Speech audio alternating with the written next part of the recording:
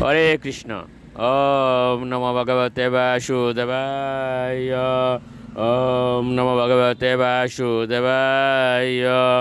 ওম নমো ভগবতে বাসুদেবায়। শ্রীমদ্ ভাগবত তৃতীয় স্কন্দ স্থানম সৃষ্টি স্থিতি বিংশতি অধ্যায় কর্দমণি ও দেবতীর পরিণয়। শ্লোক 11। তৎপ্রতিচ্ছ দ্বিজাগ্রে মাম শ্রদ্ধোয়ুপরিতাম ময়া সর্বাত্মনানুরূপাম তে গৃহমেদিষু কর্মসু।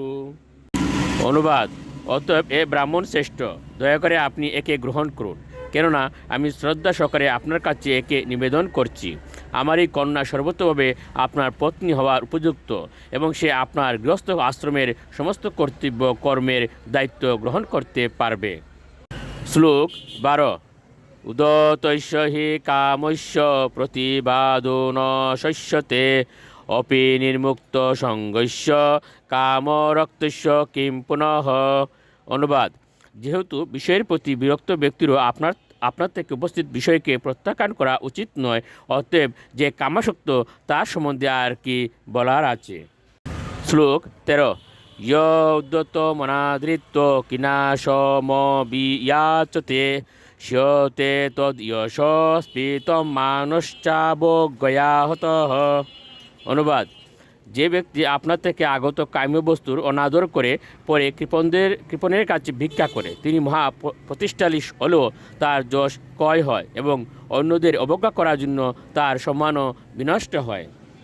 শ্লোক 14। অহম তা শ্রীনবম বিদ্বন বিবাহার্থম সমুদ্যতম অতস্তম উপকুর্বাণ প্রত্যাম প্রতি গৃহান মে।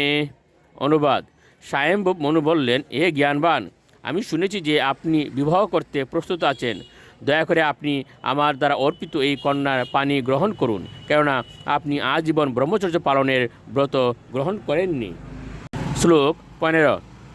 ঋষিরুবাচ বারম উদুরু কাম অহম অপ্রত্যাত তবাত্মজা আবয়ুরনুরূপো অসাবাদো বৈবাহিকো বিধিয়।